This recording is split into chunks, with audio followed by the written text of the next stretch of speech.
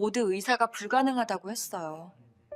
하지만 제 안에 작은 생명을 포기할 수는 없었습니다.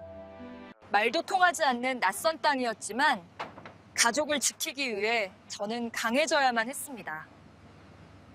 제 손끝의 기술이 기적을 만들 줄은 몰랐습니다. 그 순간 모두가 저를 인정해 주었죠. 영하 17도의 칼바람이 부는 바르샤바의 회색빛 하늘 아래서 저는 늘 혼자였습니다. 수술실의 차가운 공기만이 제 유일한 친구였고, 피 묻은 라텍스 장갑을 벗어 던질 때마다 느껴지는 허무함이 제 인생의 전부라고 믿었습니다. 그랬던 제가 지금은 서울의 따뜻한 온돌 바닥에 앉아 배를 어루만지고 있습니다. 제 뱃속에서 콩닥거리는 이 작은 심장 소리가 느껴지십니까? 의학적으로는 설명할 수 없는 0.01%의 확률조차 없다고 했던 생명이 제 안에서 숨쉬고 있습니다. 통장 잔고는 넉넉했지만 마음의 잔고는 늘 마이너스였던 37세의 폴란드 여자.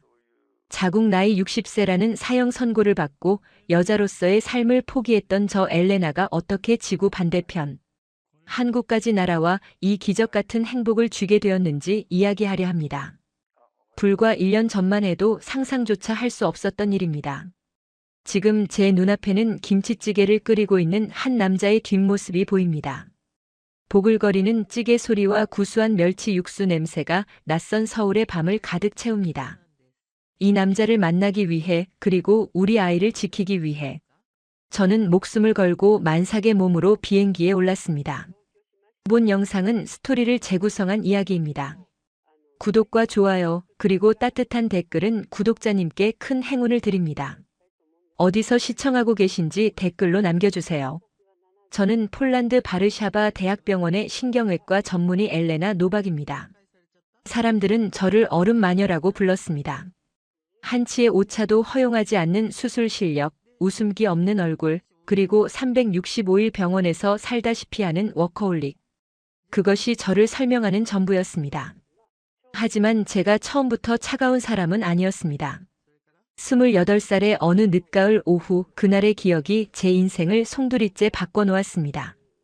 생리불순이 계속되어 가벼운 마음으로 찾았던 산부인과 진료실의 풍경이 아직도 선명합니다. 하얀 벽에 걸려있던 달력의 날짜는 11월 14일이었고 의사 선생님의 책상 위에는 식어 빠진 커피 한 잔이 놓여 있었습니다. 초음파 모니터를 바라보던 의사의 미간이 좁혀질 때마다 제 심장 박동 소리가 귓가에서 쿵쿵거리며 울려 퍼졌습니다. 의사는 안경을 고쳤으며 건조한 목소리로 말했습니다. 조기 폐경입니다. 난소 기능이 거의 정지되었습니다. 임신은 불가능합니다. 그 순간 진료실의 공기가 진공 상태처럼 멈춘 듯 했습니다. 창밖에서 들려오던 트램 지나가는 소리도, 복도를 지나가는 간호사들의 발자국 소리도 순식간에 사라졌습니다. 제 자궁이 여성을 상징하는 제 신체의 일부가 기능을 멈췄다는 사실은 마치 사형 선고와도 같았습니다. 병원 문을 나서자 차가운 빗방울이 뺨을 때렸습니다. 우산을 펼 생각조차 하지 못한 채 멍하니 거리를 걸었습니다. 쇼윈도에 비친 제 모습은 화려한 의사 가운을 입고 있었지만 그 안은 텅 비어버린 껍데기처럼 느껴졌습니다. 지나가는 유모차를 미는 엄마들의 모습이, 아이스크림을 먹으며 웃는 아이들의 얼굴이 날카로운 유리 조각이 되어 제 가슴을 찔렀습니다. 집에 돌아와 불도 켜지 않은 채 소파에 웅크리고 앉았습니다. 어둠 속에서 제 배를 쓰다듬어 보았지만 느껴지는 것은 차가운 정적뿐이었습니다. 여자가 아니라는 생각, 대를 이을 수 없다는 죄책감, 그리고 평생 혼자 늙어갈 것이라는 공포가 쓰나미처럼 밀려왔습니다. 그날 밤 저는 맹세했습니다. 다시는 울지 않겠다고. 감정 따위는 사치라고. 오직 뇌를 수술하고 사람을 살리는 일에만 몰두하겠다고 말입니다. 그렇게 9년이라는 시간이 흘렀습니다. 저는 폴란드에서 가장 촉망받는 신경외과 교수가 되었고 수많은 환자를 살려냈지만 정작 제 자신은 죽어가고 있었습니다. 밤마다 수면제 없이는 잠들 수 없었고 넓은 펜트하우스는 모델하우스처럼 삭막하기만 했습니다.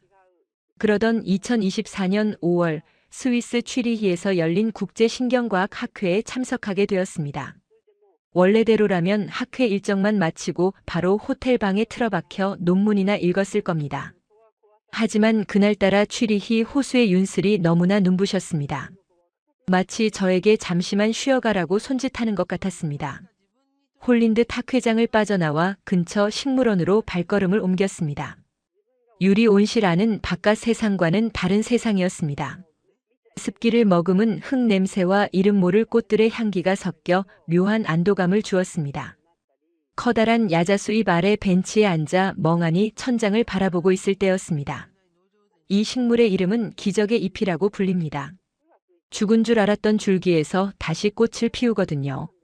낮고 부드러운 목소리가 들려왔습니다. 고개를 돌리자 흙이 잔뜩 묻은 작업복을 입은 동양인 남자가 서 있었습니다. 그의 손에는 작은 모종삽이 들려 있었고 콧잔등에는 흙탕물이 살짝 튀어 있었습니다. 단정하게 빗어넘긴 검은 머리카락 아래로 보이는 눈동자는 깊고 맑은 호수 같았습니다. 그는 한국에서 온 조경 건축가 김민준이라고 자신을 소개했습니다. 식물원 리뉴얼 프로젝트 때문에 잠시 파견 나와 있다고 했습니다. 저도 모르게 제 직업을 숨기고 싶어졌습니다. 매일 죽음과 사투를 벌이는 신경외과 의사가 아니라 그냥 평범한 여행객이고 싶었습니다. 저는 엘레나예요. 그냥 여행 중이에요. 제 어설픈 거짓말에도 그는 환하게 웃어주었습니다. 그의 웃음은 바르샤바의 잿빛 하늘과는 다른 따뜻한 봄 햇살 같았습니다. 우리는 식물원 벤치에 나란히 앉아 시간 가는 줄 모르고 이야기를 나누었습니다. 뇌의 신경망에 대해서만 이야기하던 제가 난생 처음으로 꽃이 피는 시기와 나무의 뿌리에 대해 이야기하고 있었습니다. 그의 손톱 밑에 낀 흙대가 더럽기는커녕 오히려 숭고해 보였습니다. 생명을 다루는 의사인 저보다 흙을 만지고 나무를 심는 그가 더 생명에 가까운 사람처럼 느껴졌습니다. 그날 저녁 우리는 취리히 호숫가를 걸었습니다. 가로등 불빛이 물결 위에 부서지고 멀리서 알프스의 만년설이 희미하게 빛나고 있었습니다. 민준 씨는 저에게 샌드위치를 건네며 말했습니다. 엘레나 씨는 눈이 참 슬퍼 보여요. 마치 겨울나무 같아요. 그 말에 9년 동안 억눌러왔던 눈물이 핑 돌았습니다. 아무도 알아주지 않았던, 아니 알려고 하지 않았던 제 외로움을 이 낯선 남자가 꿰뚫어 본 것입니다. 저는 샌드위치를 쥔 채 고개를 숙였습니다. 눈물이 샌드위치 포장지 위로 뚝뚝 떨어졌습니다. 민준 씨는 당황하지 않고 조용히 자신의 손수건을 건넸습니다. 섬유 유연제 향과 흙 냄새가 섞인 그 손수건에서 저는 위로를 받았습니다. 그 후로 2주 동안 우리는 매일 만났습니다. 학회 일정은 뒷전이었습니다. 낮에는 그가 일하는 정원에서 함께 꽃을 심었고 밤에는 퐁듀를 먹으며 서로의 언어를 가르쳐 주었습니다. 그는 서툰 영어로 한국의 사계절에 대해 이야기해 주었습니다. 한국의 봄은 정말 아름다워요. 벚꽃이 눈처럼 날리거든요. 언젠가 엘레나 씨와 함께 걷고 싶어요. 그 말을 듣는데 가슴 한구석이 아려왔습니다. 저에게는 언젠가라는 미래가 없을 것 같았기 때문입니다. 저는 아이를 낳을 수 없는 여자로서의 기능이 끝난 사람이니까요. 하지만 그 사실을 그에게 말할 수 없었습니다. 이 달콤한 꿈에서 깨고 싶지 않았습니다. 그가 저를 바라보는 그 따뜻한 눈빛이 저를 여자로 느끼게 해주는 그 손길이 너무나 절실했습니다. 마지막 날 밤 우리는 호숫가 벤치에 앉아 서로의 어깨에 기대어 있었습니다. 밤하늘에는 별이 쏟아질 듯 빛나고 있었습니다. 민준 씨가 조심스럽게 제 손을 잡았습니다. 거칠고 투박하지만 따뜻한 그의 손이 제 차가운 손을 감싸 쥐었습니다. 엘레나, 당신을 좋아해요. 짧은 시간이지만 제 인생에서 가장 행복했어요. 그의 고백에 심장이 멎을 것만 같았습니다. 저도 그를 사랑하고 있었습니다. 하지만 저는 겁쟁이였습니다. 제 불임 사실을 알면 그가 실망할까봐 혹은 동정할까봐 두려웠습니다. 그래서 저는 아무 말 없이 그의 입술에 키스했습니다. 그것이 제 대답이었습니다. 그날 밤 우리는 호텔방에서 서로의 체온을 나누었습니다. 불 꺼진 방, 창밖으로 들어오는 달빛 아래서 우리는 하나가 되었습니다. 제 몸의 흉터 하나하나를 어루만지는 그의 손길에서 저는 난생 처음으로 제가 완전한 존재가 된 것 같은 느낌을 받았습니다. 다음 날 아침 저는 도망치듯 공항으로 향했습니다. 그가 잠든 사이에 메모 한 장 남기지 않고 떠났습니다. 연락처를 교환하면 그가 저를 찾을 것이고 그러면 제 비밀이 드러날 테니까요. 비행기 창밖으로 멀어지는 알프스 산맥을 보며 하염없이 울었습니다. 이것으로 되었다고 좋은 추억 하나 만들었으니 이제 다시 차가운 얼음 마녀로 돌아가자고 스스로를 다독였습니다. 바르샤바에 도착하자마자 밀린 수술 스케줄이 저를 기다리고 있었습니다. 다시 피 냄새와 소독약 냄새가 진동하는 일상으로 돌아왔습니다. 하지만 제 마음은 여전히 취리히 호숫가에 머물러 있었습니다. 수술 도중 메스를 잡은 손이 미세하게 떨릴 때마다, 밤에 혼자 와인을 마실 때마다 민준 씨의 웃는 얼굴이 떠올랐습니다. 그렇게 3개월이 지났습니다. 여느 때처럼 10시간이 넘는 대수술을 집도하고 있을 때였습니다. 뇌동맥류 결찰술을 진행하던 중 갑자기 속이 울렁거리기 시작했습니다. 수술실 특유의 피냄새가 역겹게 느껴지더니 급기야 구역질이 치밀어 올랐습니다. 식은땀이 등줄기를 타고 흘러내렸고 시야가 흐릿해졌습니다. 교수님 괜찮으십니까? 레지던트의 다급한 목소리가 멀리서 들리는 듯 했습니다.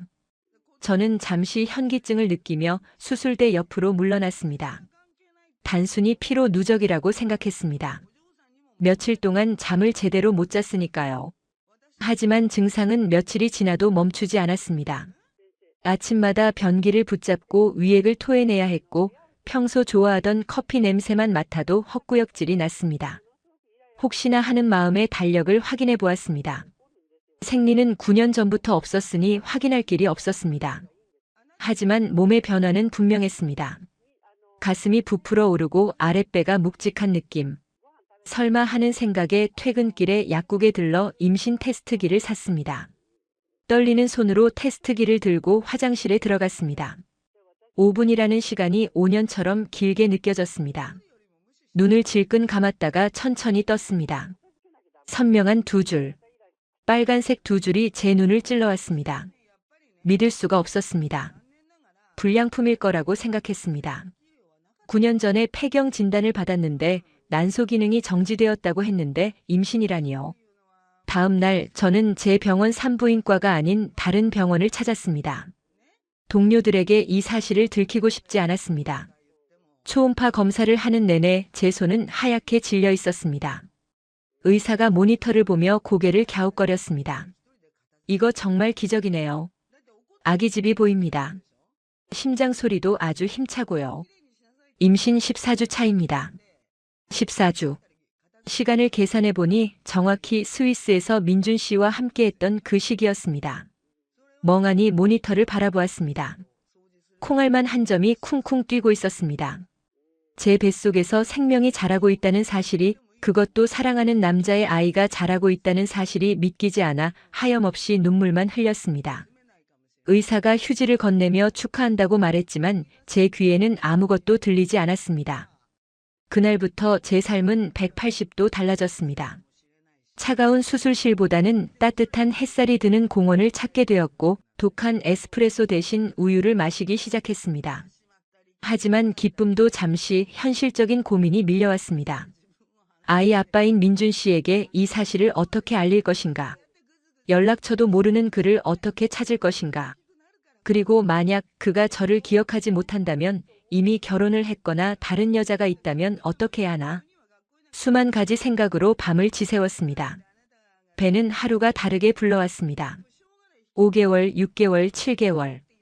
병원에서는 노산의 초산, 거기다 기적적인 임신이라 유산 위험이 높다며 절대 안정을 취하라고 했습니다. 하지만 저는 가만히 있을 수 없었습니다. 아이에게 아빠를 찾아줘야 한다는 생각, 그리고 민준 씨를 다시 보고 싶다는 그리움이 저를 움직였습니다. 인터넷을 뒤져 한국의 조경 건축 회사들을 검색하기 시작했습니다. 그가 스위스에서 했던 말들을 단서로 삼았습니다. 서울 성수동에 있는 작은 회사예요. 숲을 만드는 게 꿈이라 회사 이름도 숲과 관련된 이름이에요.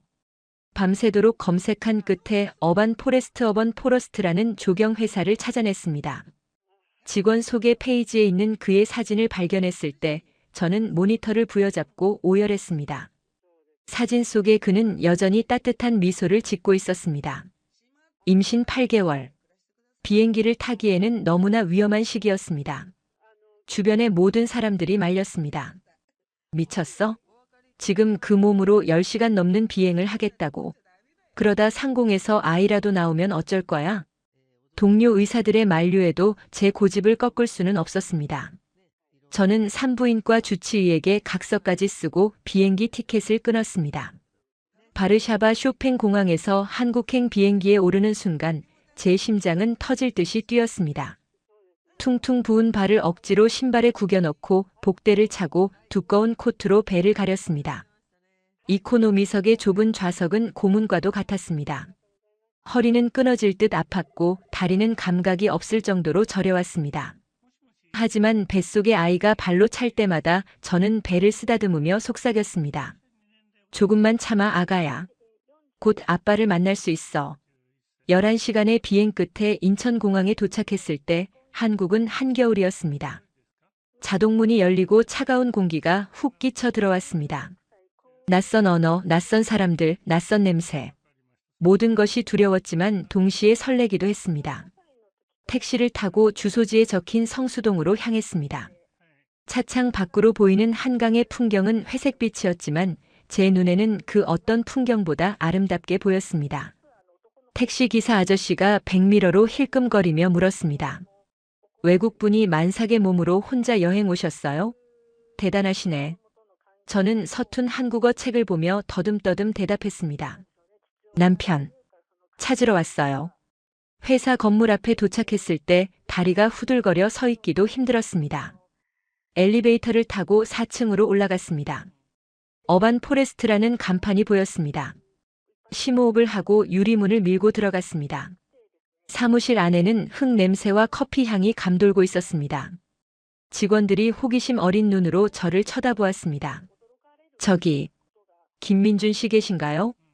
제가 영어로 묻자 한 직원이 안쪽 회의실을 가리켰습니다. 회의실 유리병 너머로 그가 보였습니다. 도면을 펼쳐놓고 열정적으로 설명하고 있는 모습. 8개월 전 스위스에서 보았던 바로 그 모습이었습니다. 그때 그가 고개를 돌려 저와 눈이 마주쳤습니다. 그의 눈이 휘둥그레졌습니다. 손에 들고 있던 펜이 바닥으로 떨어졌습니다. 엘레나? 그가 입모양으로 제 이름을 불렀습니다. 그는 의자를 박차고 나와 저에게 달려왔습니다. 여기를. 어떻게? 말을 잇지 못하는 그의 시선이 제 불룩한 배에 머물렀습니다. 두꺼운 코트 사이로 보이는 만삭의 배. 그의 눈동자가 심하게 흔들렸습니다. 민준 씨, 당신 아이예요. 저는 그 한마디를 뱉고는 다리에 힘이 풀려 주저앉고 말았습니다. 그가 황급히 저를 부축했습니다. 그의 품에서 익숙한 흙 냄새가 났습니다. 그제야 저는 참았던 숨을 토해내며 정신을 잃었습니다. 눈을 떴을 때는 병원 응급실이었습니다. 하얀 천장이 보였고 옆에는 링거 바늘이 꽂힌 제 팔이 보였습니다. 그리고 제 손을 꼭 잡고 엎드려 자고 있는 민준 씨의 정수리가 보였습니다. 제가 손가락을 꼼지락거리지 그가 벌떡 고개를 들었습니다. 충혈된 눈, 헝클어진 머리. 그는 울고 있었던 것 같았습니다. 깨어났어요? 몸은 좀 어때요? 아기는 괜찮대요. 정말, 정말 다행이에요. 그가 떨리는 목소리로 말했습니다. 저는 그의 뺨에 손을 댔습니다. 미안해요. 말도 없이 떠나서. 그리고 이렇게 불쑥 나타나서. 그가 고개를 저으며 제 손바닥에 얼굴을 묻었습니다. 아니에요. 살아와줘서 고마워요. 나한테 돌아와줘서 고마워요. 우리는 병실에서 한참을 울었습니다. 그동안 못다한 이야기들을 쏟아냈습니다. 제가 왜 떠날 수밖에 없었는지 불임 판정을 받았던 과거 이야기까지 모두 털어놓았습니다. 그는 제 이야기를 듣는 내내 제 손을 놓지 않았습니다. 엘레나, 당신은 고장난 게 아니에요. 우리에게 기적이 찾아온 거예요. 제가 평생 지켜줄게요. 그의 말에 저는 9년 동안 제 가슴을 짓누르던 무거운 바위가 사라지는 것을 느꼈습니다. 퇴원 후 저는 민준 씨의 작은 아파트로 들어갔습니다. 바르샤바의 펜트하우스에 비하면 턱없이 좁고 낡은 집이었지만 저에게는 궁전보다 더 안락했습니다.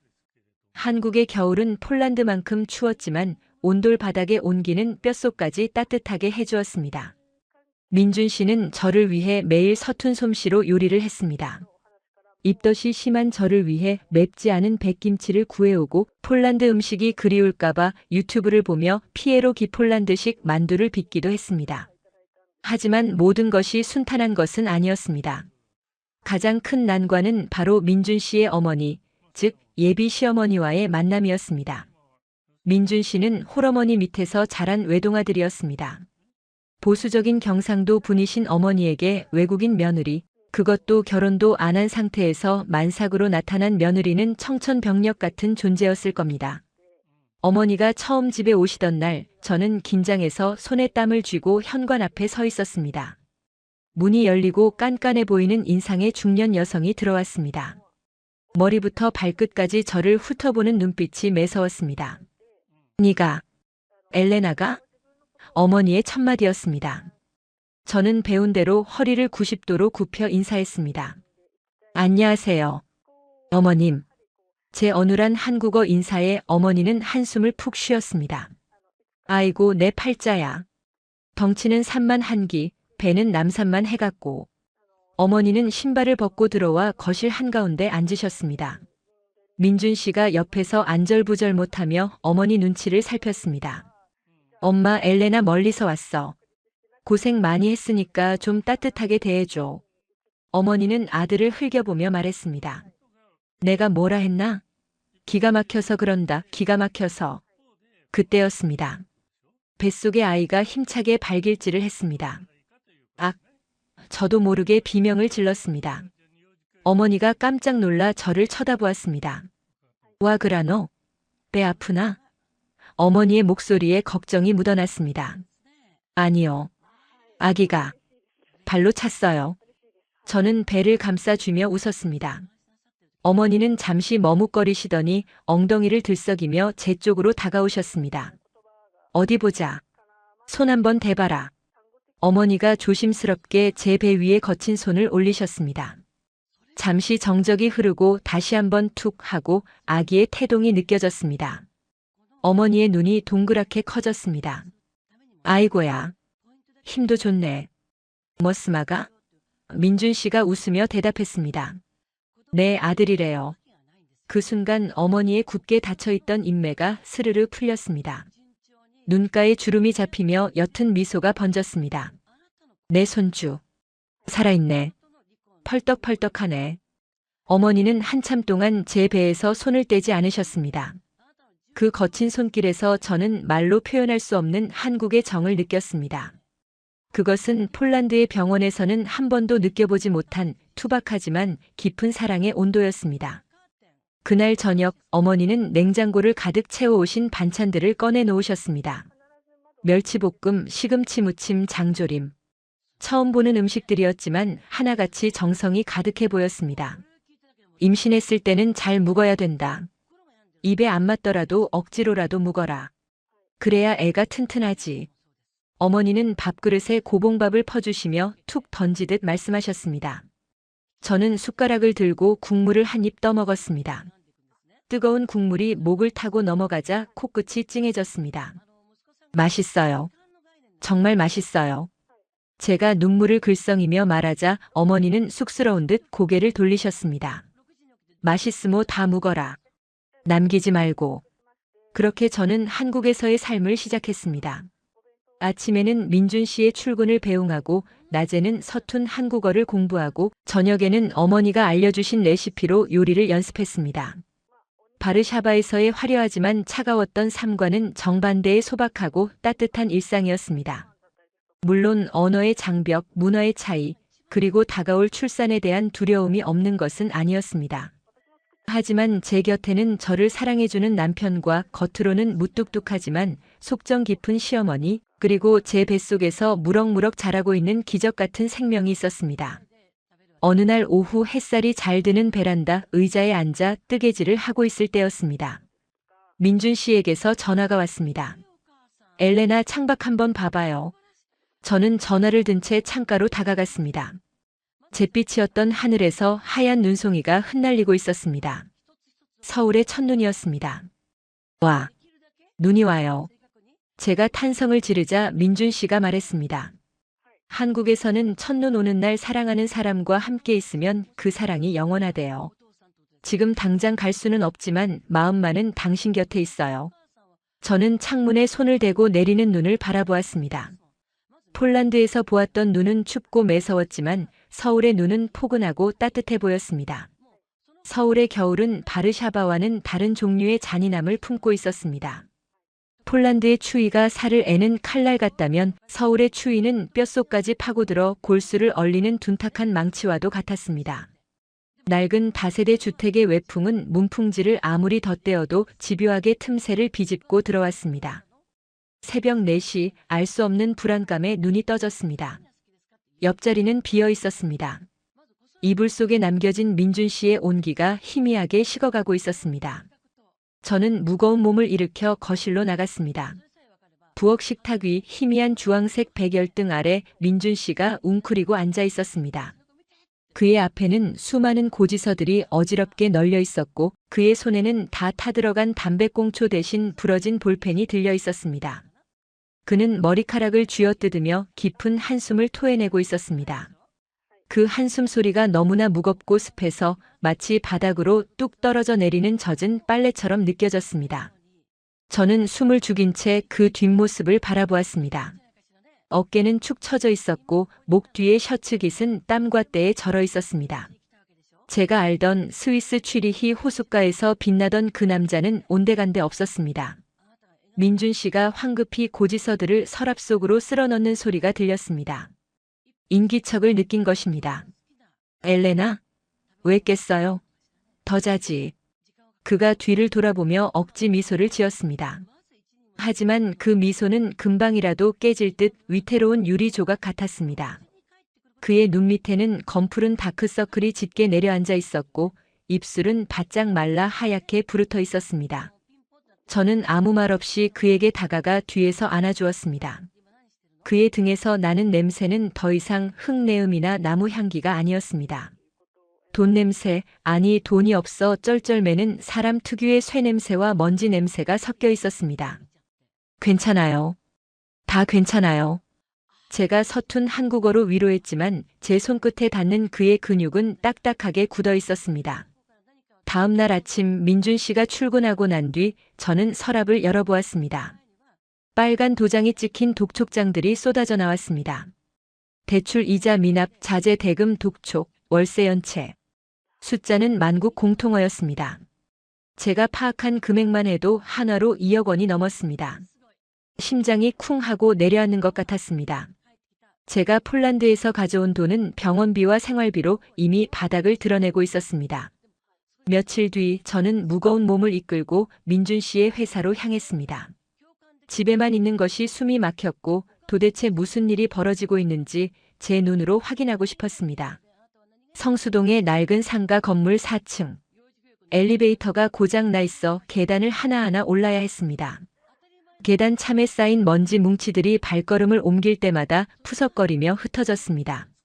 3층쯤 올라갔을 때였습니다. 위층에서 고성이 들려왔습니다. 이 새끼야. 돈이 없으면 사업을 하지 말았어야지. 거친 욕설과 함께 무언가가 부서지는 소리가 났습니다. 쨍그랑. 유리 깨지는 소리가 낡은 콘크리트 벽을 타고 날카롭게 울려 퍼졌습니다. 제 심장이 미친 듯이 요동치기 시작했습니다. 본능적으로 배를 감싸 안았습니다. 도망치고 싶었지만 발은 저절로 4층을 향해 움직이고 있었습니다. 사무실 문은 활짝 열려 있었습니다. 안으로 들어선 순간 난장판이 된 사무실 풍경이 제 눈을 찔러왔습니다. 바닥에는 설계 도면들이 찢겨 흩날리고 있었고 화분들은 깨져 흙이 쏟아져 나와 있었습니다. 그리고 그 한가운데 민준 씨가 무릎을 꿇고 있었습니다. 그의 앞에는 검은색 가죽 점퍼를 입은 거구의 남자가 골프채를 들고 서 있었습니다. 남자의 얼굴은 붉게 상기되어 있었고 목의 핏대가 지렁이처럼 꿈틀거렸습니다. 김 사장, 내가 기회를 많이 줬잖아. 이번 주까지라고 했지?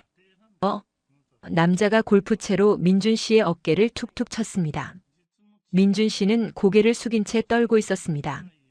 죄송합니다. 사장님, 다음 달에 다음 달에 기성금 들어오면 바로. 다음 달? 이 자식이 장난하나. 남자가 골프채를 높이 쳐들었습니다. 순간 저는 비명을 지르며 앞으로 뛰어들었습니다. 스타프. DONT 터치 힘. 제 목소리가 찢어질 듯 울려 퍼졌습니다. 남자가 멈칫하며 뒤를 돌아보았습니다. 그의 눈빛은 짐승처럼 흉포했습니다. 뭐야? 이 외국인 여자는? 남자가 비릿한 웃음을 흘리며 저에게 다가왔습니다. 그의 입에서 역한 담배 냄새와 마늘 냄새가 확 풍겨왔습니다. 민준 씨가 기겁하며 일어나 저를 막아섰습니다. 엘레나, 안 돼. 나가 있어요. 제발. 민준 씨의 손이 덜덜 떨리고 있었습니다. 하지만 저는 물러서지 않았습니다. 저는 신경외과 의사였습니다. 수많은 생사가 오가는 수술방에서 냉정함을 잃지 않았던 사람입니다. 비록 지금은 만삭의 임산부지만 제 안에 있는 자존심과 오기는 그대로였습니다. 저는 또렷한 눈빛으로 남자를 노려보았습니다. 그리고 서툰 한국어로 말했습니다. 폭력은 범죄입니다. 경찰. 부를 거예요. 제 손에 들린 핸드폰을 들어보였습니다. 남자는 코웃음을 쳤습니다. 경찰? 불러봐. 돈 떼먹은 놈이 경찰 부른다고. 야, 너네 마누라냐? 외국인이라 세상 물정 모르나 본데 한국에서 빚쟁이는 죄인이야, 죄인. 남자가 바닥에 침을 퇴뱉었습니다. 끈적한 침이 민준 씨의 구두 위에 떨어졌습니다. 그 순간 민준 씨가 고개를 푹 숙이며 말했습니다. 사장님, 제 아내는 건드리지 마세요. 제가 어떻게든 제 장기를 팔아서라도 갚겠습니다. 그 말이 제 가슴을 후벼 팠습니다. 장기를 팔다니요. 사랑하는 남자가 내 아이의 아빠가 저런 쓰레기 같은 인간 앞에서 저런 말을 해야 한다는 사실이 참을 수 없는 모욕으로 다가왔습니다. 남자는 한참 동안 행패를 부리다가 돌아갔습니다. 일주일 준다. 그때도 안 가져오면 그 뱃속에 있는 애새끼도 무사하지 못할 줄 알아. 그가 남긴 마지막 말은 저주처럼 사무실 공기 속에 맴돌았습니다. 남자가 나가고 난 뒤의 사무실은 폭격맞은 폐허 같았습니다. 깨진 화분 조각에 비친 오후의 햇살이 서글프게 반짝였습니다. 민준 씨는 바닥에 주저앉아 얼굴을 감싸 쥐고 울기 시작했습니다. 미안해요. 엘레나. 이런 꼴 보여줘서 미안해요. 그의 어깨가 격렬하게 들썩였습니다. 저는 그에게 다가가 조용히 안아주었습니다. 바닥에 흩어진 흙들이 제 무릎을 찔러왔지만 아픔은 느껴지지 않았습니다. 오직 분노와 무력감만이 제 혈관을 타고 뜨겁게 흐르고 있었습니다. 집으로 돌아오는 버스 안에서 저는 창밖을 바라보며 생각했습니다. 나는 누구인가? 나는 폴란드 최고의 신경외과 전문의였다. 내 손끝 하나에 사람의 목숨이 달려 있었고 모든 사람들이 나를 존경했다. 하지만 지금 여기 한국에서 나는 그저 빚쟁이의 외국인 아내일 뿐이다. 한국말도 못하고 돈도 없고 만삭의 몸으로 아무것도 할 수 없는 무력한 존재. 버스 창문에 비친 제 얼굴이 낯설게 일그러져 보였습니다. 눈가에는 어느새 잔주름이 늘었고 피부는 푸석해져 있었습니다. 자괴감이 밀물처럼 밀려왔습니다. 내가 할 수 있는 게 아무것도 없다는 사실이 저를 미치게 만들었습니다. 며칠 뒤 저는 무작정 밖으로 나왔습니다. 집에만 있으면 미쳐버릴 것 같았습니다. 동네 시장을 걸었습니다. 시끌벅적한 시장통의 소음이 오히려 마음을 편하게 해주었습니다. 생선 가게 아저씨의 고함 소리, 튀김솥에서 기름 튀는 소리, 흥정하는 아줌마들의 목소리. 그 생명력 넘치는 소리들 사이를 걸으며 저는 잠시나마 현실을 잊으려 했습니다. 그때였습니다. 시장 입구 쪽에서 웅성거리는 소리가 들렸습니다. 사람들이 모여 있었고 비명소리가 들려왔습니다. 아이고, 사람 살려. 할배가 쓰러졌다. 의사로서의 본능이 발동했습니다. 저는 무거운 몸을 이끌고 인파 속을 파고들었습니다. 사람들이 둥그렇게 에워싼 그곳에는 70대로 보이는 노인이 바닥에 쓰러져 있었습니다. 입에는 거품을 물고 있었고 몸은 경련을 일으키며 딱딱하게 굳어가고 있었습니다. 주변 사람들은 발만 동동 구를 뿐 아무도 손을 대지 못하고 있었습니다. 119 불렀어? 왜 안 와? 누군가 소리쳤습니다. 저는 지체 없이 노인에게 다가갔습니다. 무릎을 꿇고 노인의 상태를 살폈습니다. 동공은 풀려 있었고 호흡이 불규칙했습니다. 기도 확보가 시급했습니다. 비키세요. 물러나세요. 제가 영어로 소리치자 사람들이 놀란 눈으로 쳐다보았습니다. 저는 노인의 고개를 뒤로 젖히고 넥타이를 풀었습니다. 입안을 확인해 보니 틀니가 기도를 막고 있는 것이 보였습니다. 손가락을 집어넣어 틀니를 빼내려는데 한 아주머니가 제 팔을 거칠게 잡아 끌었습니다. 뭐야, 이 외국인은? 함부로 만지면 안 돼. 큰일 나. 그녀의 손아귀 힘이 얼마나 센지 팔뚝에 손톱 자국이 날 정도였습니다. 저는 아주머니의 손을 뿌리치며 소리쳤습니다. I am a doctor. He is CHOKIN gram. 하지만 제 말은 공허한 외침일 뿐이었습니다. 사람들은 닥터라는 단어를 알아듣지 못했거나 믿지 않는 눈치였습니다. 임신한 외국인 여자가 의사라니 그들에게는 말도 안 되는 소리로 들렸을 겁니다. 저리 가. 경찰 올 때까지 가만히 있어. 건장한 남자 하나가 저를 밀쳤습니다. 저는 엉덩방아를 찌우며 뒤로 넘어졌습니다. 꼬리뼈에 전해지는 통증보다 눈앞에서 죽어가는 환자를 보고만 있어야 한다는 사실이 더 고통스러웠습니다. 노인의 얼굴은 점점 청색증으로 파랗게 질려가고 있었습니다. 이대로 두면 뇌 손상이 오거나 사망할 것이 분명했습니다. 저는 입술을 깨물었습니다. 피맛이 났습니다. 다시 일어나 노인에게 달려들었습니다. 남자가 다시 저를 막으려 했지만 저는 온 힘을 다해 그를 밀쳐냈습니다. 겟오프. 짐승 같은 포효가 제 입에서 터져 나왔습니다. 남자가 주춤한 사이 저는 노인의 입속에 손가락을 집어넣어 틀니를 낚아채듯 빼냈습니다. 그리고 기도를 확보하고 심폐소생술을 시작했습니다. 하나, 둘, 셋, 넷. 제 손바닥 아래서 노인의 갈비뼈가 눌리는 감각이 생생하게 전해졌습니다. 1분, 2분. 영겁 같은 시간이 흘렀습니다. 땀방울이 이마에서 턱으로 뚝뚝 떨어져 노인의 셔츠를 적셨습니다. 배가 당겨왔지만 멈출 수 없었습니다. 주변은 쥐 죽은 듯 조용해졌습니다. 사람들의 숨소리조차 들리지 않았습니다. 오직 제 거친 숨소리와 압박하는 소리만이 시장통을 채웠습니다. 컥 하는 소리와 함께 노인이 숨을 토해냈습니다. 꽉 막혔던 댐이 터지듯 노인의 가슴이 크게 들썩였습니다. 살았다. 숨 쉰다. 누군가 외쳤습니다. 저는 그제야 손을 멈추고 바닥에 주저앉았습니다. 손이 덜덜 떨렸습니다. 노인은 기침을 하며 의식을 되찾고 있었습니다. 잠시 후 구급차 사이렌 소리가 들려왔습니다. 구급대원들이 도착해 노인을 이송했습니다. 상황이 정리되자 사람들의 시선이 저에게 쏠렸습니다. 경계심 가득했던 눈빛들이 놀라움과 호기심으로 바뀌어 있었습니다. 하지만 그 눈빛들 속에는 여전히 이방인을 바라보는 묘한 거리감이 존재했습니다. 경찰관 한 명이 저에게 다가왔습니다. 신분증 좀 보여주시겠습니까? 경찰관의 태도는 딱딱했습니다. 사람을 살렸는데 칭찬 대신 신분증 요구라니. 저는 여권과 외국인 등록증을 내밀었습니다. 경찰관은 제 신분증을 한참이나 들여다보더니 무전기로 무언가를 확인했습니다. 의사 면허 있으십니까? 한국 면허요. 저는 고개를 저었습니다. No. 팔리시 라이선스. 경찰관이 난감한 표정을 지었습니다. 한국에서는 면허 없이 의료 행위를 하시면 안 됩니다.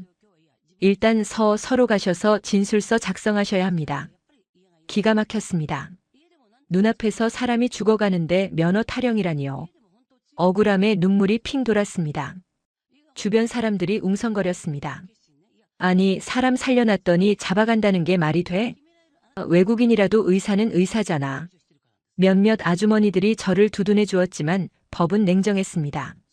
저는 경찰차 뒷좌석에 앉아 파출소로 향했습니다.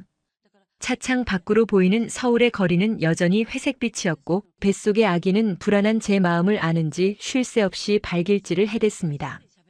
파출소에서의 시간은 굴욕적이었습니다. 말이 통하지 않아 통역 앱을 써가며 상황을 설명해야 했습니다.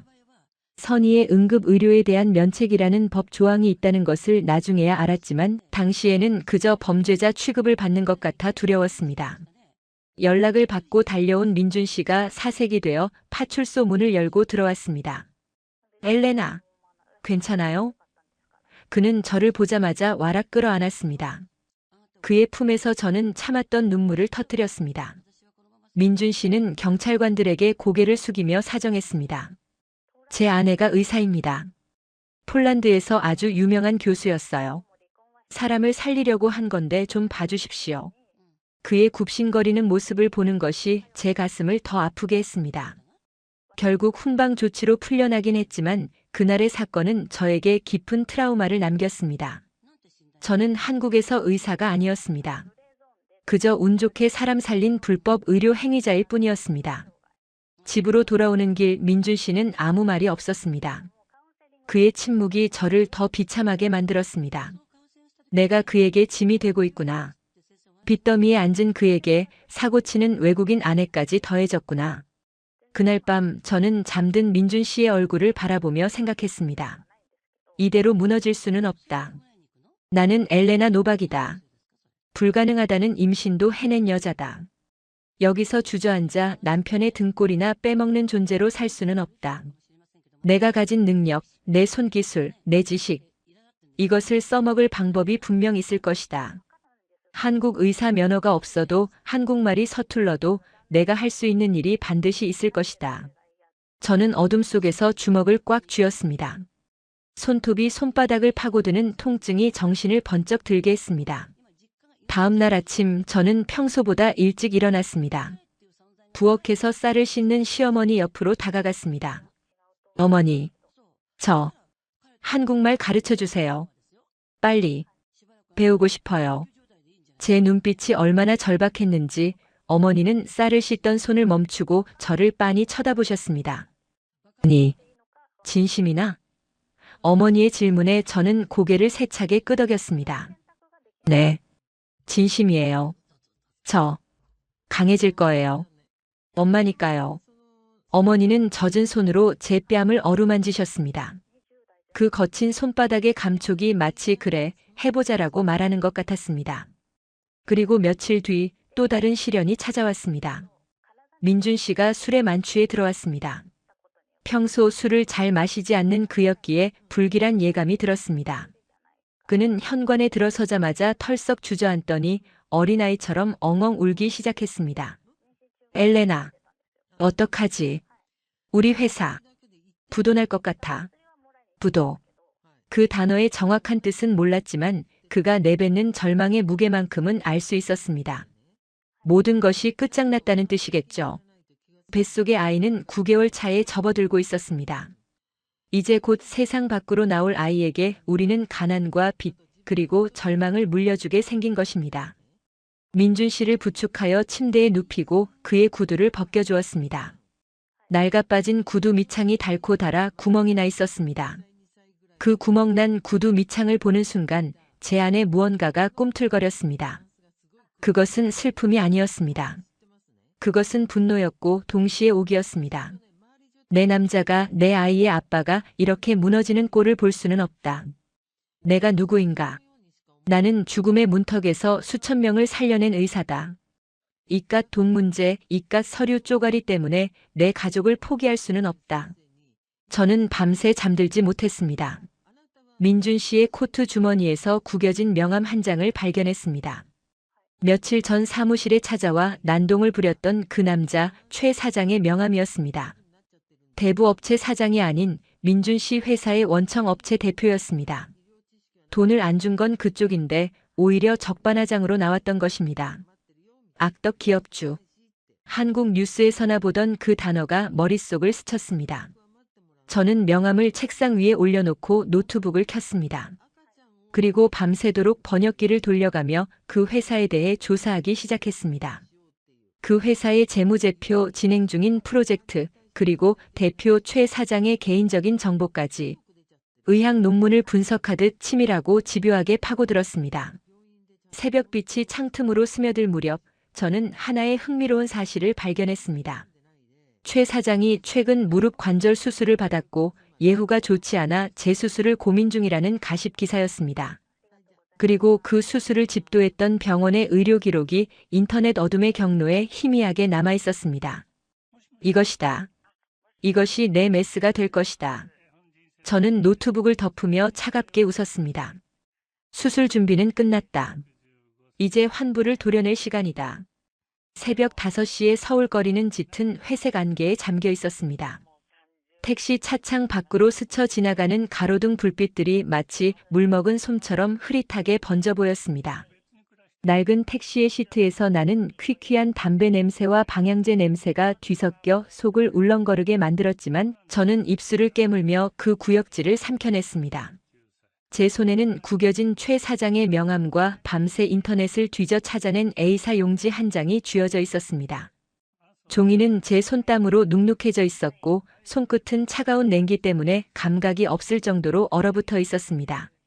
민준 씨는 오늘 아침 최 사장이 운영하는 건설 현장으로 불려나갔습니다. 밀린 기성금을 주기는커녕 계약 위반으로 위약금을 청구하겠다는 통보를 받았기 때문입니다.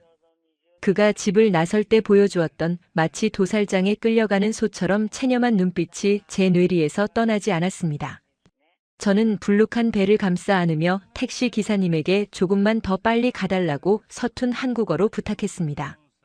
뱃속의 아이가 불안한 제 심장 박동을 느꼈는지 쿵 하고 갈비뼈를 찼습니다. 아가야, 조금만 참아. 엄마가 아빠를 지키러 가는 거야.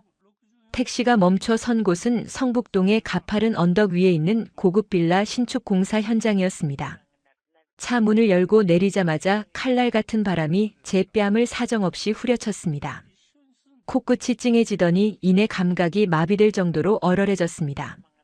현장은 아수라장이었습니다.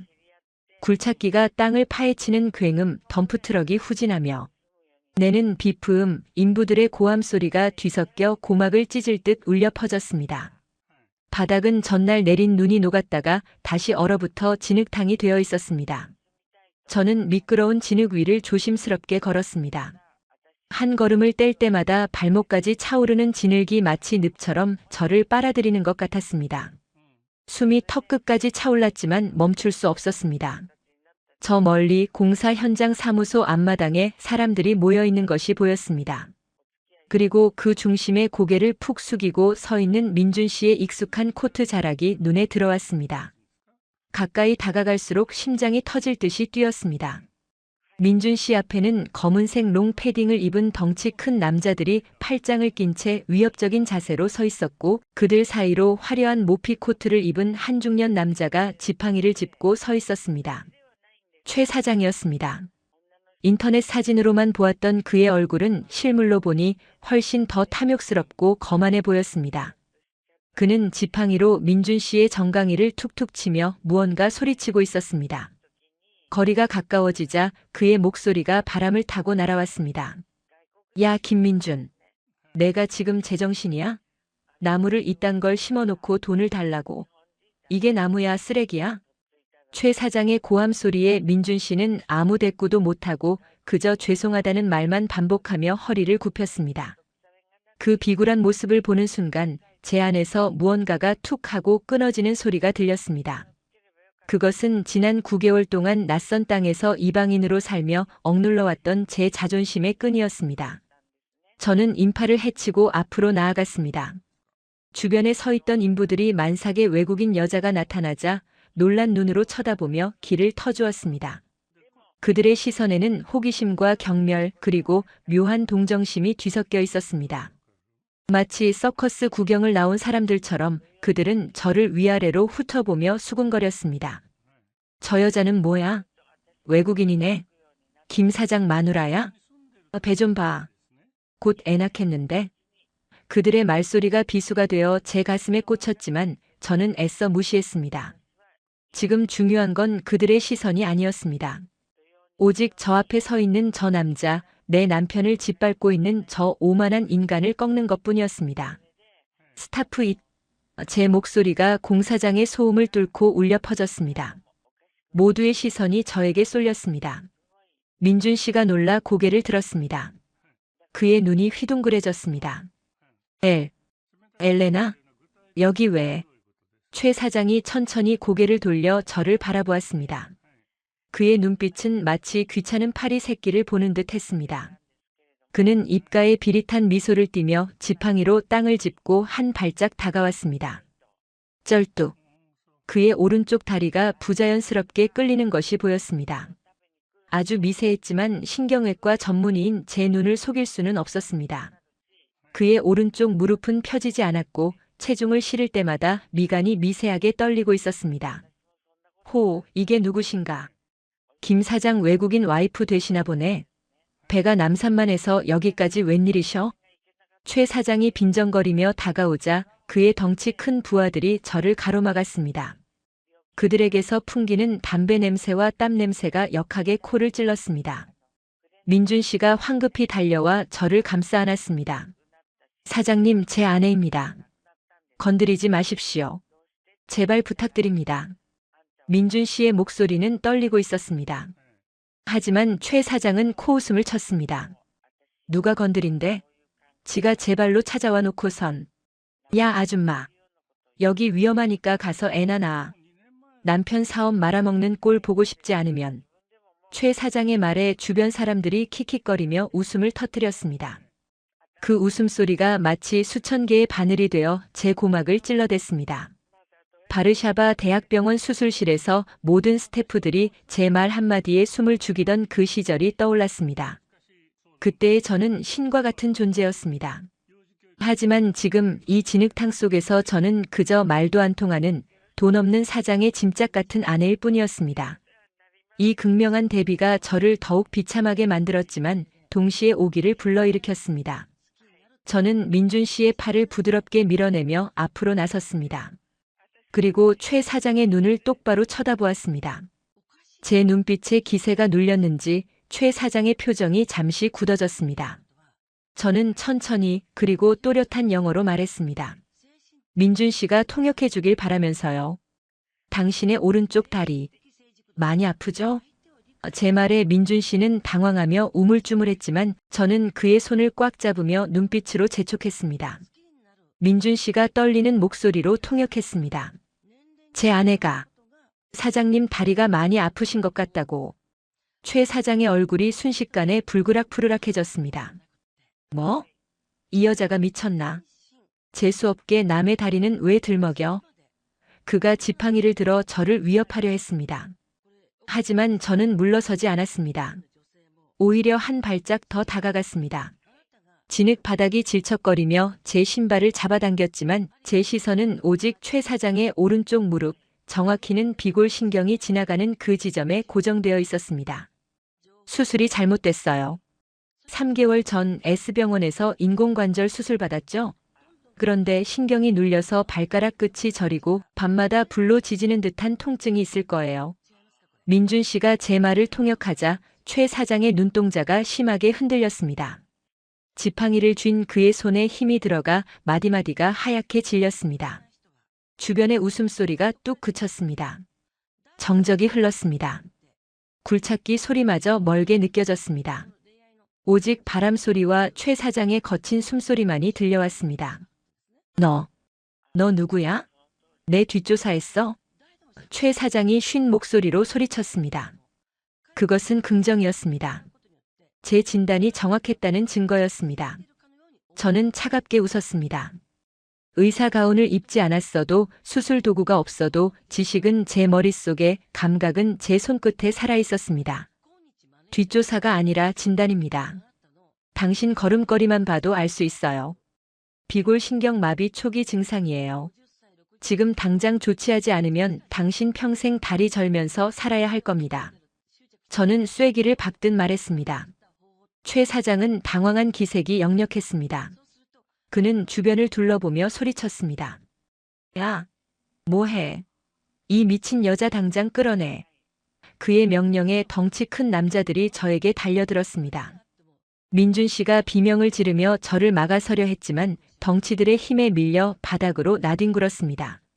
민준 씨, 제가 소리치며 그에게 손을 뻗는 순간 한 남자가 제 팔을 거칠게 낚아챘습니다. 억센 소나기 힘에 팔이 부러질 듯 아팠습니다. 그때였습니다. 악! 외마디 비명과 함께 최 사장이 바닥으로 쓰러졌습니다. 갑작스러운 근육 경련이 온 것입니다. 그는 흙바닥에 뒹굴며 오른쪽 다리를 부여잡고 고통스러워했습니다. 아이고, 나 죽네.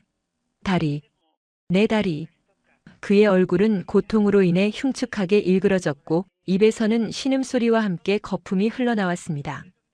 부하들이 놀라서 저를 놓아주고 최 사장에게 달려갔습니다. 사장님, 괜찮으십니까? 그들은 어쩔 줄 몰라 하며 최 사장의 다리를 주무르려 했습니다. 하지만 최 사장은 그들의 손길이 닿자마자 자지러지게 비명을 질렀습니다. 만지지 마. 아파. 죽을 것 같아. 현장은 순식간에 아비규환이 되었습니다. 사람들은 웅성거리며 몰려들었고 누군가는 119를 부르라고 소리쳤습니다. 하지만 구급차가 오려면 시간이 걸릴 것이고 이 산동네 공사 현장까지 들어오는 데는 더 오랜 시간이 걸릴 터였습니다. 최 사장의 고통은 점점 심해지고 있었습니다. 그는 눈을 까뒤집으며 숨을 헐떡였고 식은 땀이 비 오듯 흘러내려 모피 코트를 적셨습니다. 저는 그 모습을 냉정하게 지켜보았습니다. 이것은 기회였습니다. 신이, 아니 제 의학적 지식이 만들어낸 절호의 기회였습니다. 저는 옷매무새를 가다듬고 천천히, 아주 천천히 최 사장에게 다가갔습니다. 진흙탕에 넘어져 있는 민준 씨를 일으켜 세우고 그의 귀에 속삭였습니다. 나를 믿어요. 그리고 통역해요. 내가 고칠 수 있다고. 민준 씨는 멍하니 저를 쳐다보았습니다. 그의 눈에는 두려움과 의문 그리고 희미한 기대가 섞여 있었습니다. 그는 고개를 끄덕였습니다. 저는 최 사장을 둘러싸고 있는 부하들을 향해 손을 뻗었습니다. 비켜요. 내가 고칠 수 있어요. 부하들은 저를 노려보았지만 최 사장의 상태가 워낙 위급해 보이자 주춤거리며 길을 열어주었습니다. 저는 최 사장 옆에 무릎을 꿇었습니다. 차가운 진흙이 무릎을 적셨지만 차갑지 않았습니다. 제 혈관 속에는 아드레날린이 끓어오르고 있었습니다. 가까이서 본 최 사장의 다리는 심각하게 뒤틀려 있었습니다. 근육이 딱딱하게 뭉쳐 있었고 혈액순환이 안 되어 발끝이 보라색으로 변해가고 있었습니다. 단순한 경련이 아니었습니다. 수술 부위의 유착으로 인한 급성 신경 포착 증후군이었습니다. 건드리지 마. 이 마녀 같은 년. 최 사장이 고통 속에서도 욕설을 내뱉으며 저를 밀쳐내려 했습니다. 하지만 저는 그의 손을 강하게 쳐냈습니다. 짝 하는 소리가 공사장에 울려 퍼졌습니다. 모두가 얼어붙었습니다. 감히 최 사장을 때리다니. 하지만 저는 눈 하나 깜짝하지 않았습니다. 지금 이 순간 저는 빚쟁이의 아내가 아니라 의사였고 그는 제 환자였습니다. 입 다물고 가만히 있어요. 다리 자르고 싶지 않으면. 제가 낮고 굵은 목소리로 으르렁거렸습니다. 민준 씨가 차마 통역하지 못하고 입을 벌린 채 서 있었지만 제 기백은 언어를 넘어 최 사장에게 전달되었습니다. 그는 겁에 질린 눈으로 저를 올려다보며 입을 다물었습니다. 저는 숨을 깊게 들이마시고 집중했습니다. 머릿속에 해부학 교과서의 그림이 3D 영상처럼 펼쳐졌습니다. 비골두, 비골신경, 장비골근. 손끝의 감각을 최대한 예민하게 세웠습니다. 장갑을 벗어 던지자 차가운 공기가 손가락을 스쳤지만 제 손은 뜨거웠습니다. 저는 최 사장의 무릎 뒤쪽 오금 부위를 더듬었습니다. 딱딱하게 굳은 힘줄 사이로 미세하게 박동하는 혈관과 팽팽하게 당겨진 신경이 느껴졌습니다. 여기다. 저는 엄지손가락으로 정확한 압통점을 찾아냈습니다. 으악. 제가 그곳을 강하게 누르자 최 사장이 비명을 질렀습니다. 주변 사람들이 말리려고 달려들었지만 저는 다른 한 손으로 제지하며 소리쳤습니다. 홀드 힘다운. 제 눈빛이 얼마나 살기등등했는지 덩치 큰 남자들이 저도 모르게 최 사장의 어깨를 눌렀습니다. 저는 온 체중을 실어 엄지손가락으로 압박을 가하면서 동시에 다른 손으로 그의 발목을 잡아 바깥쪽으로 비틀었습니다. 뚝. 둔탁한 소리가 났습니다. 뼈가 부러지는 소리가 아니었습니다. 엉켜있던 근막이 풀리고 제자리를 벗어났던 신경이 원래의 위치로 돌아가는 소리였습니다. 그 순간 거짓말처럼 최 사장의 비명이 멈췄습니다. 그의 찡그렸던 미간이 펴지고 가쁘게 몰아쉬던 숨이 차분해졌습니다. 딱딱하게 굳어있던 다리 근육이 젤리처럼 말랑말랑하게 풀렸습니다. 저는 손을 떼고 일어섰습니다. 이마에 맺힌 땀방울이 볼을 타고 흘러내렸습니다. 정적. 완벽한 정적이 흘렀습니다. 공사장의 소음도 바람 소리도 멈춘 것 같았습니다. 수십 쌍의 눈동자가 저를 향해 고정되어 있었습니다. 그들의 눈빛은 더 이상 경멸이나 조롱이 아니었습니다. 그것은 경악이었고 공포였으며 동시에 경외감이었습니다. 최 사장은 멍하니 자신의 다리를 내려다보았습니다. 그리고 조심스럽게 무릎을 굽혔다 펴보았습니다. 통증이 사라졌습니다. 불로 지지는 듯한 그 끔찍한 고통이 씻은 듯이 사라진 것입니다. 그는 믿을 수 없다는 표정으로 저를 올려다보았습니다. 흑투성이가 된 만삭의 외국인 여자. 조금 전까지만 해도 벌레 취급했던 그 여자가 지금은 거인처럼 커 보였습니다. 너 뭐 하는 여자야? 최 사장이 떨리는 목소리로 물었습니다. 저는 대답하지 않았습니다. 대신 민준 씨에게 손을 내밀었습니다. 민준 씨는 멍하니 서 있다가 꿈에서 깬 사람처럼 황급히 달려와 제 손을 잡았습니다. 그의 손은 따뜻했고 미세하게 떨리고 있었습니다. 저는 민준 씨의 부축을 받으며 마치 여왕처럼 고개를 뻣뻣하게 들고 그들을 내려다보았습니다. 제 옷은 진흙으로 엉망이었고 머리카락은 산발이었지만 그 순간 저는 세상에서 가장 당당한 사람이었습니다. 가자, 민준 씨. 제가 말했습니다. 여기서 볼 일은 끝났어요. 우리는 뒤도 돌아보지 않고 걸음을 옮겼습니다. 인파가 홍해처럼 갈라졌습니다. 아무도 우리를 막지 못했습니다. 등 뒤에서 최 사장의 다급한 목소리가 들려왔습니다. 잠깐. 야, 거기 서봐. 잠깐만. 하지만 저는 멈추지 않았습니다. 지금 멈추면 안 된다는 것을 본능적으로 알고 있었습니다. 이것은 단순한 치료가 아니었습니다. 이것은 거래였고 주도권 싸움이었습니다. 그리고 그 주도권은 이제 완벽하게 제 손안에 들어와 있었습니다. 택시를 잡기 위해 큰 길로 내려오는 동안 민준 씨는 아무 말도 하지 않았습니다. 하지만 저는 느낄 수 있었습니다. 제 손을 잡은 그의 소나기 힘이 점점 강해지고 있다는 것을. 그리고 뱃속의 아이도 힘차게 발길질을 하며 엄마의 승리를 축하해주고 있다는 것을. 하지만 이것은 끝이 아니었습니다. 이제 겨우 시작일 뿐이었습니다. 최 사장은 반드시 저를 다시 찾을 것입니다. 그 고통은 일시적으로 사라진 것일 뿐 근본적인 원인은 해결되지 않았으니까요. 그가 다시 고통에 몸부림칠 때 그때가 바로 진짜 협상이 시작되는 순간일 것입니다. 차가운 바람이 다시 불어왔지만 더 이상 춥게 느껴지지 않았습니다. 제 가슴 속에서 뜨거운 불덩이가 타오르고 있었기 때문입니다. 그날 밤 서울의 달동네 단칸방은 칠흑 같은 어둠 속에 잠겨 있었습니다. 하지만 그 어둠은 더 이상 저를 집어삼키려는 공포의 대상이 아니었습니다. 폭풍우가 지나간 뒤의 바다처럼 무겁지만 고요한 정막만이 방 안을 가득 채우고 있었습니다. 낡은 창문 틈으로 스며드는 외풍이 문풍지를 파르르 떨게 만들었지만 저는 그 소리조차 듣지 못했습니다. 제 온 신경은 식탁 위에 올려진 낡은 스마트폰의 검은 화면에 쏠려 있었습니다. 민준 씨는 제 옆에 앉아 깍지 낀 손을 끊임없이 꼼지락거리고 있었습니다. 그의 거친 손바닥이 서로 비비며 내는 스윽, 스윽 하는 마찰음이 마치 타들어가는 심지의 소리처럼 들렸습니다. 벽에 걸린 시계 바늘이 착착하며 자정을 향해 달려가고 있었습니다. 11시 58분. 약속된 시간이 다가오고 있었습니다.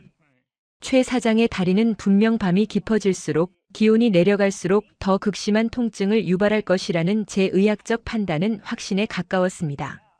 엘레나. 정말 연락이 올까요? 그 사람은 자존심이 센 사람이에요. 우리를 경찰에 신고하면 어떡하죠? 민준 씨의 목소리가 가늘게 떨렸습니다. 저는 그의 어깨에 머리를 기대며 조용히 속삭였습니다. 통증은 자존심보다 강해요. 인간은 고통 앞에서는 누구나 평등해지거든요. 그리고 무릎을 꿇게 되죠. 제 말이 끝나기가 무섭게 검은 화면이 환하게 밝아지며 요란한 진동 소리가 방 안을 뒤흔들었습니다. 지잉, 지잉. 낡은 식탁 상판이 울리며 내는 진동음이 마치 거대한 백고동 소리처럼 제 심장을 강타했습니다. 발신자 정보 없음. 민준 씨가 숨을 들이키며 저를 쳐다보았습니다. 저는 눈을 감고 고개를 끄덕였습니다. 그가 떨리는 손가락으로 통화 버튼을 누르고 스피커폰으로 전환했습니다. 여보세요? 민준 씨의 목소리가 허공에 흩어졌습니다. 수화기 너머에서는 거친 숨소리와 신음소리가 먼저 들려왔습니다. 야, 김 사장.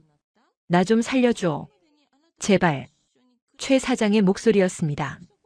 낮에 공사장에서 쩌렁쩌렁하게 울리던 그 오만함은 온데간데 없고 마치 물에 빠져 허우적거리는 사람처럼 절박함만이 가득했습니다. 다리가 불에 타는 것 같아. 칼로 도려내는 것 같다고. 그 외국인 의사. 아니, 사모님 좀 바꿔줘. 제발. 그의 비명에 가까운 애원이 스피커를 찍고 나왔습니다. 저는 그제야 눈을 뜨고 전화기를 향해 천천히 그리고 단호하게 말했습니다. 준비됐어요. 당신의 통증을 멈출 준비. 하지만 내 조건도 준비됐나요? 그날 새벽 우리는 최 사장이 보낸 검은색 세단을 타고 강남의 한 VIP 병실로 향했습니다. 차창 밖으로 스쳐 지나가는 서울의 야경은 화려했지만 제 눈에는 그 불빛들이 모두 희망의 신호탄처럼 보였습니다. 병실 문을 열고 들어섰을 때 소독약 냄새와 고급 방향제 향기가 뒤섞인 묘한 냄새가 코를 찔렀습니다. 최 사장은 침대에 묶인 짐승처럼 식은땀을 흘리며 몸부림치고 있었습니다. 그의 오른쪽 다리는 퉁퉁 부어올라 있었고 피부는 괴사 직전의 검붉은 색을 띠고 있었습니다. 저를 보자마자 그는 눈물을 터뜨리며 손을 뻗었습니다. 선생님, 아니 원장님, 제발 살려주세요. 하라는 대로 다 할게요. 돈은 얼마든지 줄게. 저는 천천히 가운을 입었습니다. 병원에서 준비해준 하얀 가운. 9개월 만에 다시 입어보는 의사 가운이었습니다. 소매에 팔을 끼워 넣을 때 느껴지는 빳빳한 면의 감촉이 전율처럼 온몸을 감쌌습니다. 저는 더 이상 빚쟁이의 아내도 말 못하는 외국인도 아니었습니다. 저는 엘레나 노박 신경외과 전문의였습니다. 민준 씨가 통역을 시작했습니다. 치료 전에 계약서부터 쓰시죠. 첫째, 어반 포레스트에 대한 모든 미지급금과 위약금 청구 취소. 둘째, 당신이 소유한 청평의 숲부지 500평에 대한 무상임대. 셋째, 우리가 설립할 재활센터에 대한 초기 투자금 10억. 최 사장은 망설일 겨를도 없었습니다. 알았어. 다 해줄게. 도장 찍을게. 그러니까 제발 이 고통만 좀 멈춰줘. 그는 덜덜 떨리는 손으로 계약서에 지장을 찍었습니다. 붉은 인주가 종이에 번지는 것을 확인한 후 저는 비로소 치료를 시작했습니다. 수술 도구는 필요 없었습니다. 오직 제 두 손과 정확한 해부학적 지식만이 필요했습니다. 저는 그의 비틀어진 골반을 교정하고 유착된 근막을 1mm씩 박리해 나갔습니다. 최 사장의 입에서 억눌린 신음이 터져나왔지만 저는 멈추지 않았습니다. 손끝에서 느껴지는 신경줄기의 미세한 진동, 근육이 풀리면서 전해지는 툭하는 파동. 그 모든 감각이 제 뇌리에서 불꽃놀이처럼 터졌습니다. 1시간 후 치료가 끝났습니다. 최 사장은 거짓말처럼 편안한 얼굴로 잠이 들었습니다. 민준 씨는 벽에 기대어 흐르는 눈물을 닦고 있었고 저는 창가에 서서 밝아오는 여명을 바라보았습니다. 붉게 타오르는 태양이 한강 물결 위로 솟아오르고 있었습니다. 그것은 단순한 아침 해가 아니었습니다. 우리 가족에게 찾아온 새로운 인생의 서막이었습니다. 그로부터 6개월 후 경기도 청평의 울창한 잣나무 숲속에 엘레나 앤드 민준 힐링센터가 문을 열었습니다. 민준 씨가 평생을 바쳐 설계한 치유의 정원과 저의 재활의학 기술이 결합된 세상에 없던 공간이었습니다. 개업식 날 숲에서 불어오는 바람에는 상쾌한 피톤치드 향과 갓 구운 떡 냄새가 어우러져 있었습니다. 수많은 화환들이 입구를 가득 메웠고 그중 가장 큰 화환에는 생명의 은인 엘레나 원장님께 마이너스 최 회장이라는 리본이 달려 있었습니다. 센터는 문을 열자마자 대박이 났습니다. 입소문은 무서웠습니다. 죽어가는 사람도 살려내는 외국인 명의라는 소문이 강남 사모님들 사이에서 퍼져나갔고 예약은 3개월치가 밀려버렸습니다. 저는 매일 아침 진료실 창문을 열며 하루를 시작했습니다. 창밖으로 보이는 것은 회색 빌딩 숲이 아니라 민준 씨가 땀 흘려 가꾼 푸른 정원이었습니다. 환자들은 제 치료를 받고 몸이 나았고 민준 씨의 정원을 거닐며 마음을 치유했습니다. 완벽한 조화였습니다. 그리고 마침내 그날이 왔습니다. 진료 도중 갑자기 아랫배를 쥐어짜는 듯한 통증이 찾아왔습니다. 예정일보다 2주 빠른 진통이었습니다. 제가 비명을 지르며 주저앉자 간호사들이 달려왔고 민준 씨가 사색이 되어 뛰어들어왔습니다. 앰뷸런스에 실려가는 동안 저는 민준 씨의 손을 으스러지도록 꽉 잡았습니다. 엘레나, 조금만 참아요. 우리 아기 만나는 거야. 그의 목소리는 겁에 질려 있었지만 눈빛만은 확신에 차 있었습니다. 분만실의 차가운 공기, 째깍거리는 시계 소리, 의료진들의 다급한 외침. 그 모든 것이 아득하게 멀어졌다가 다시 선명해지기를 반복했습니다. 고통은 상상을 초월했습니다. 마치 허리가 끊어지고 골반이 부서지는 듯한 통증이 파도처럼 밀려왔습니다. 하지만 저는 비명 대신 입술을 깨물었습니다. 이 고통은 죽음으로 가는 고통이 아니라 생명으로 가는 고통이라는 것을 알았기 때문입니다. 불임 판정을 받았던 지난 9년의 세월, 차가운 수술실에서 흘렸던 남모를 눈물, 낯선 한국 땅에서의 서름. 그 모든 아픔들이 이 순간을 위해 존재했던 것만 같았습니다. 응애. 우렁찬 울음소리가 분만실의 정적을 깨뜨렸습니다. 그 소리는 세상 그 어떤 교향곡보다 아름답고 웅장했습니다. 의사가 탯줄을 자르고 피덩이 같은 아기를 제 품에 안겨주었습니다. 따뜻하고 묵직한 체온, 젖은 머리카락, 꼬물거리는 손가락, 힘차게 뛰는 심장. 아기는 살아있었습니다. 제 몸 안에서 그 불가능하다던 확률을 뚫고 기적처럼 피어난 생명이었습니다. 아들입니다. 아주 건강해요. 의사의 말에 민준 씨는 어린아이처럼 엉엉 소리내어 울었습니다. 시어머니도 들어오셔서 제 손을 잡고 통곡하셨습니다. 아이고, 고생했다. 우리 며느리, 내 딸아. 어머니의 거친 손이 제 땀 젖은 이마를 닦아주었습니다. 저는 아기의 작은 이마에 입을 맞추며 속삭였습니다. 안녕, 레오. 나의 작은 사자야. 엄마 아빠에게 와줘서 고마워. 시간은 화살처럼 흘러 2026년의 봄이 되었습니다. 저는 지금 한국의 한 방송국 스튜디오에 앉아 있습니다. 성공시대라는 프로그램의 녹화 현장입니다. 뜨거운 조명이 제 얼굴을 비추고 수많은 카메라 렌즈가 저를 향해 있습니다. 진행자가 마이크를 잡고 묻습니다. 불임 판정을 딛고 기적 같은 출산, 그리고 한국에서의 대성공까지. 엘레나 원장님의 이야기는 정말 한 편의 드라마 같습니다. 앞으로의 계획은 어떻게 되시나요? 저는 관객석에 앉아있는 민준 씨와 시어머니, 그리고 제 품에 안겨 잠든 레오를 바라보았습니다. 민준 씨는 엄지를 치켜 세우며 윙크를 보냈고 시어머니는 흐뭇한 미소로 고개를 끄덕이셨습니다. 저는 마이크를 잡고 환하게 웃으며 대답했습니다. 남편과 약속한 게 있어요. 우리 집 식탁이 너무 커서 좀 채워야 하거든요. 그래서 앞으로 한 10명쯤 더 낳을까 생각 중입니다.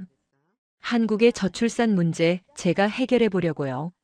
순간 스튜디오가 정적에 휩싸였다가 이내 폭소와 함께 우레와 같은 박수 소리가 터져 나왔습니다. 와, 대단하십니다. 사람들이 환호성을 질렀습니다. 저는 카메라를 정면으로 응시했습니다. 그리고 지금 TV를 보고 있을 어딘가에서 절망하고 있을 누군가에게 마음을 담아 이야기했습니다. 여러분, 인생은 계획대로 흘러가지 않습니다. 저를 보세요. 저는 불임 판정을 받은 의사였고 낯선 땅의 이방인이었고 빚쟁이의 아내였습니다. 하지만 포기하지 않았습니다. 절망의 끝에는 반드시 기적이라는 이름의 문이 있습니다. 그 문을 여는 열쇠는 바로 사랑과 용기입니다. 지금 힘든 시간을 보내고 계신가요? 캄캄한 터널 속에 갇힌 것 같으신가요? 조금만 더 버티세요. 터널의 끝은 반드시 있고 그 밖에는 눈부신 햇살이 여러분을 기다리고 있습니다. 제가 증명했고, 제 남편이 증명했고, 제 아들 레오가 증명했습니다. 한국이라는 이 따뜻한 나라가 저에게 기적을 선물했듯이 여러분의 삶에도 반드시 기적이 찾아올 것입니다. 녹화가 끝나고 스튜디오 밖으로 나오자 봄바람이 부드럽게 불어왔습니다. 벚꽃잎이 눈처럼 흩날리는 여의도 거리.